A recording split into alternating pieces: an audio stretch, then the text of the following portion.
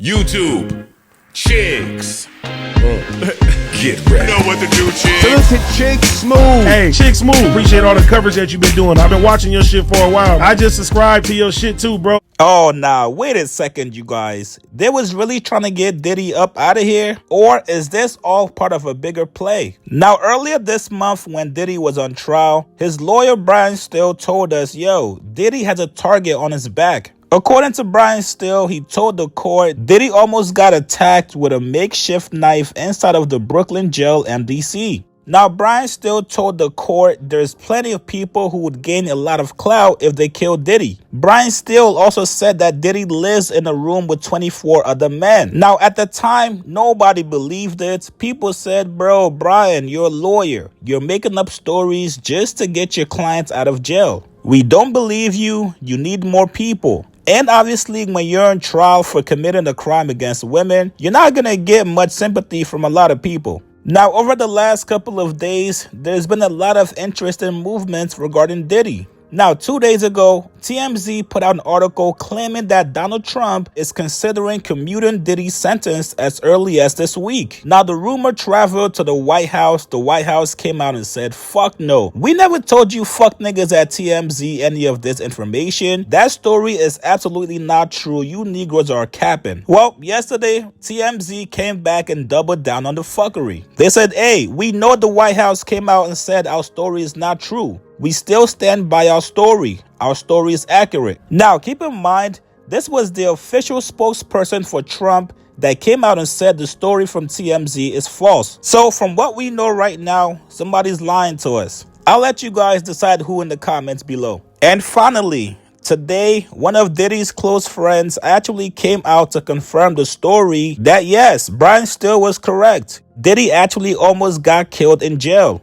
The friend came out and said that Diddy woke up with a knife to his throat. I don't know whether he fought him off or the guards came. I just know that it happened. If this guy wanted to harm him, Sean would have been harmed. It would only take a second to cut his throat with a weapon and kill him. It was probably a way to say, next time, you ain't gonna be so lucky. Everything is intimidation. But with Sean, it won't work. Sean is from Harlem. Now, TMZ also confirmed the story with their own sources. I'm not much of a conspiracy guy, but something is definitely going on here. Why is Diddy's friend just now confirming the story? To me, the timing is just a little bit odd. Now, 50 Cent, who was actually hoping Diddy would get more time in prison, he's got a whole different twist on the story. 50 Cent went on his page to react to Diddy almost dying in prison. He said, wait, is he snitching now? They put a knife to his neck and said, Southside, we outside. Hey, listen, man, when you got your back up against the wall, you gotta do anything to get the fuck up out of that situation. Now, 50 is not the only one that does not have any sympathy for Diddy.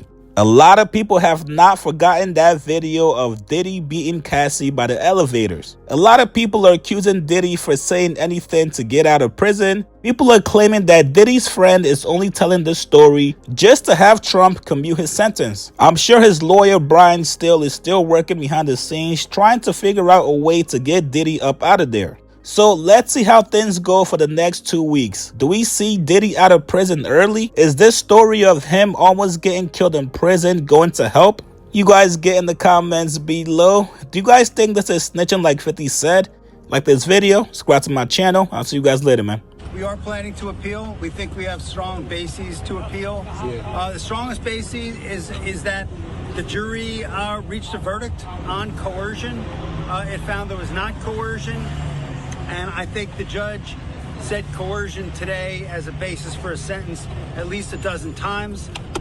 We think that that is unconstitutional. We think that a jury verdict should mean more than our jury's verdict seems to mean. And so we are planning to appeal. Absolutely. Files a cross appeal. What would happen in that regard if they filed a cross appeal and then could Sean Diddy Combs get a higher sentence? He would not get a higher sentence, and they're not gonna cross appeal. We're gonna appeal. We think we're right, and they'll respond to the appeal, and it'll be decided by the Second Circuit as soon as. Tell us about it.